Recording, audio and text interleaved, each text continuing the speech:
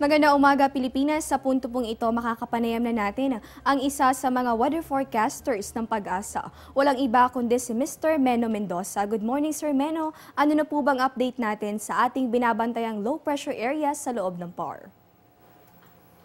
Magandang umaga rin, Desiree, at magandang umaga sa ating mga kababayan. Para sa ating update sa ating LPA, ito nga ay huling namataan natin sa layong 530 kilometers dito sa kalurang bahagi ng Calapan City at ito'y nananatili pa rin nakapaloob nga dito sa ating Intertropical Convergence Zone.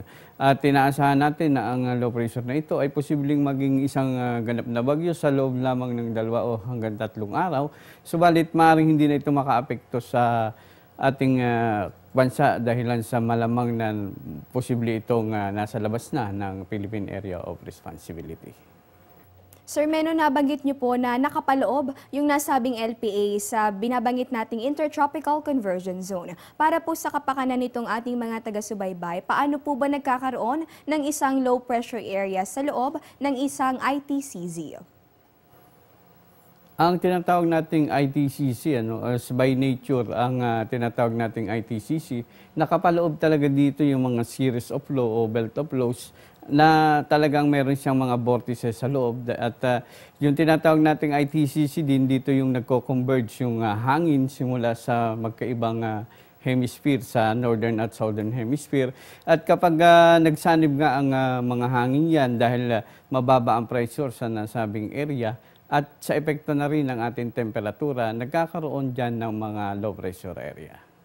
At Sir Meno, dahil nga nasa kanlurang bahagi ng Pilipinas itong nasabing LPA, posible po bang maapektuhan ito itong southwest monsoon o habagat?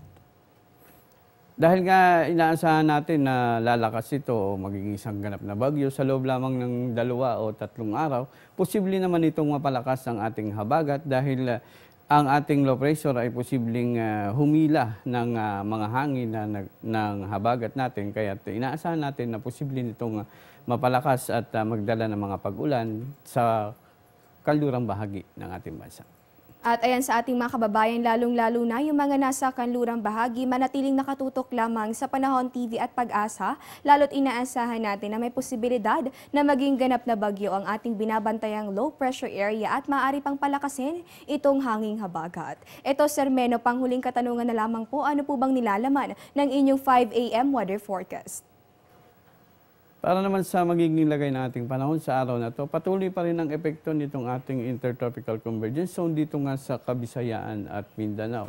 Kaya tinaasahan na pa rin na ang ating Kabisayaan, gayon na rin ang Mindanao, gayon na rin dito sa probinsya ng Palawan at Mindoro ay posible pa rin makaranas ng mahina hanggang sa tamtamang mga pag-ulan at pagkiglat pagkulog. Samantalang dito naman sa Kamaynilaan at sa nalalabing bahagi ng Luzon ay patuloy pa rin makakaranas ng mga maaliwalas na panahon, subalit asahan pa rin ang mga pulo-pulong pagkidlat pagkulog.